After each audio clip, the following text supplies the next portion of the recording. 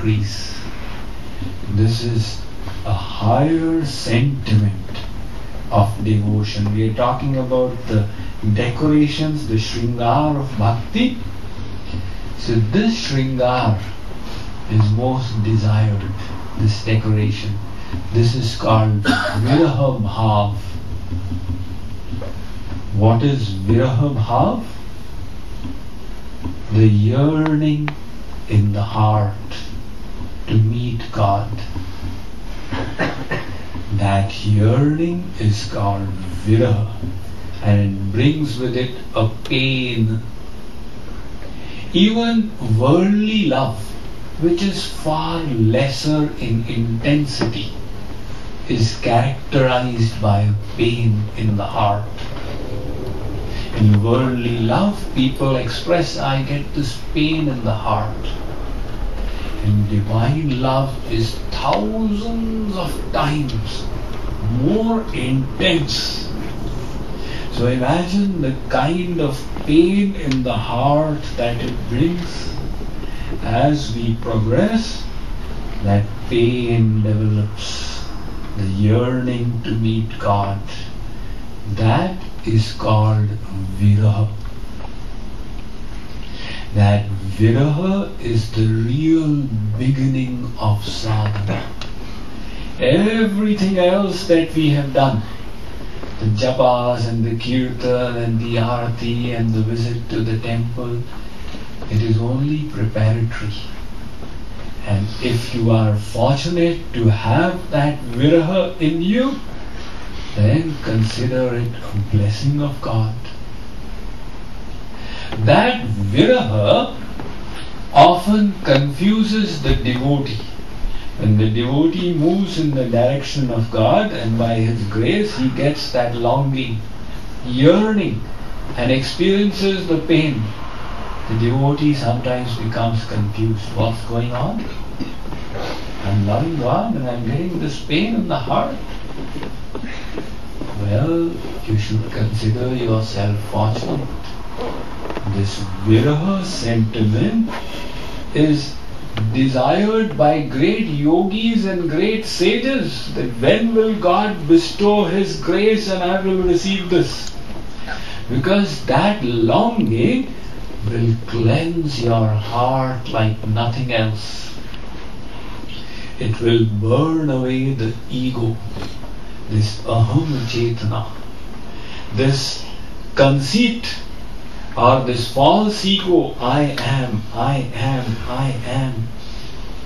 This ego, this pride is the biggest stumbling block in devotion. It is the biggest obstacle in spirituality, the pride. The German philosopher Paul Deussen had said, egotism is like a cloud that keeps God hidden from our sight. If by the mercy of the true Guru egotism vanishes, then God is seen in His full glory. And the sage Narada in his Bhakti Darshan, in this time in the retreat, we are having a retreat this time in Danbury, Connecticut. See, all of you keep your July 4th weekend blocked in the calendar for it. So we will be discussing the Narada Bhakti Darshan, the scripture especially on devotion. So the sage Narada says, Ishwarasya abhimana dveshatvat dainya priyatvat cha. He says, God hates one thing. Otherwise, Sri Krishna says, Name dveshosti na priya, I hate nothing. I have no biases, no prejudices. But Narada makes one correction. He says God hates one thing. That is the pride in the heart of his devotee. And he loves one thing. That is the humility in the heart of the soul. So this pride is a big obstacle in devotion. How to get rid of it? Yogis perform the Panchagni Kriya, the The great yogi of recent times, Swami Satyanand Saraswati, did it. The Panchagni Kriya. The first year you have one kund, one fireplace, and you sit close to it in the sun from morning till night for 1 year. The second year you have 2 fires, and third year you have 3. Fourth year you have 4, and fifth year you have 5. So the temperature goes to 90 degrees centigrade, almost boiling point. But even that does not burn the pride. The nature of the pride changes. I am such a great ascetic. I am such a great yogi. The pride has changed. People perform great austerities and they develop the pride. I have performed such austerities. There was one Babaji who did 25 crore japas of the Gayatri mantra. It's 250 million. But the result was that he became proud and his anger crossed the roof. So he became famous. Children 25 miles away were scared of the anger of this Babaji. So this pride is such a thing that in spite of practicing spirituality, it does not go. One English poet, I forget his name, he said, "Vanity of vanities, all is vanity." Somebody practices humility and then he becomes proud. I am totally humble. He becomes proud of the fact that he is humble. Once I was I was giving a lecture in one town, and I was residing on a religious mission for 20 days for the series. To a small town of Odisha. So the inmates of that mission were very friendly and very interacting. One of them was really great. He would come and express his humility in so many ways. "Swamiji, I am the most fallen, I am the most insignificant." I would say, "Wow, such humility." But then one day I saw a crack there. He said, "I am totally humble, these people are very proud." Now he's become proud of the fact that he's humble. In other words, it is such a persistent defect that it does not go. But that very aham chetana, if it can be destroyed, we will meet God. Saint Kabir says, "Jab main tha, tab hari nahi, ab hari hai main nahi, prem gali ati sankari, yame dvain samahi." In the street of love for God, 2 personalities will not reside. Either keep yourself or keep God. If you wish God to be there, then you have to vacate your aham chetana, your own pride. So how will this pride go?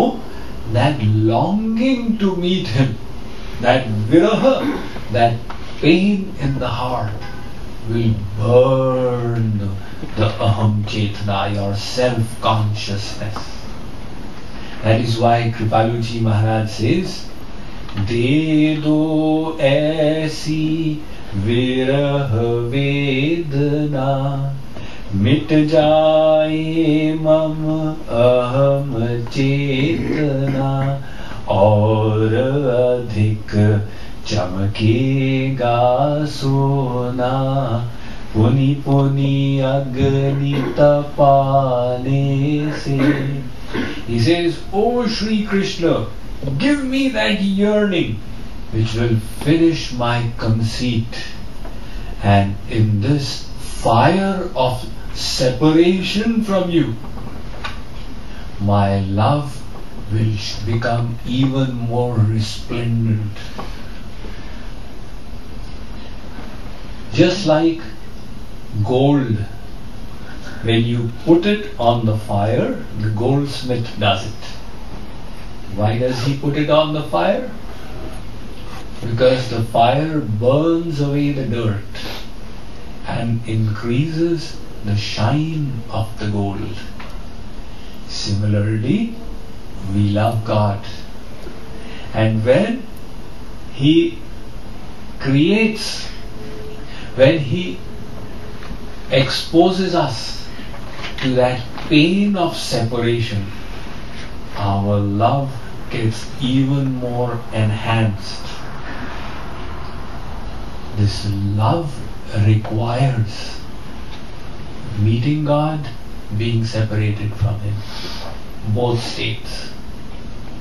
Like even in worldly love, the husband and the wife, for love it is necessary that the husband should go away from the house for some time, then come back. And if he were to remain in the house all the time, that love would have got totally destroyed. But when he goes away for 2 years on a project assignment in Haiti or Guatemala, then the wife, her love increases. Oh, my husband is so nice, so wonderful. When will he come back? When will that day come? She keeps on yearning and hankering. In other words, in separation, that love increases. And when the husband comes back, then there's an exponential decay. And within 15 days, the Mahabharata has begun fighting.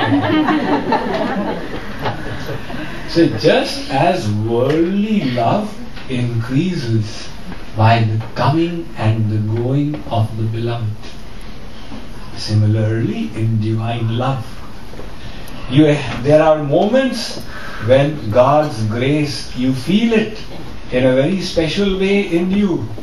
He may even give you His darshan. He may give you a glimpse, but then He will withdraw it.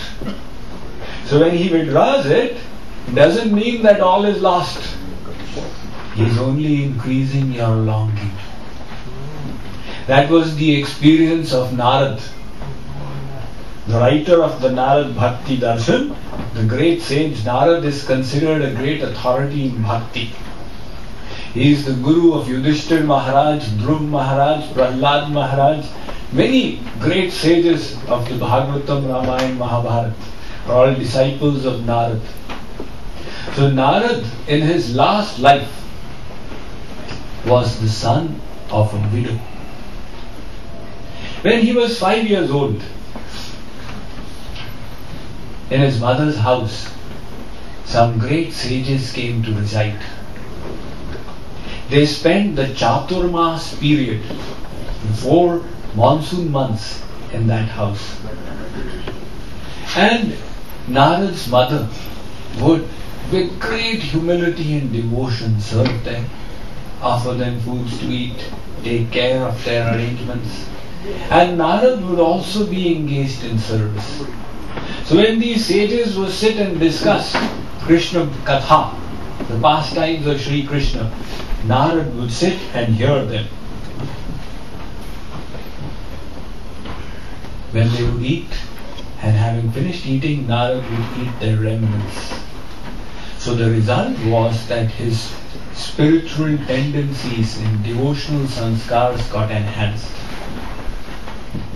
Now, at the end of the 4 months, these sages went away. Narada and his mother were left.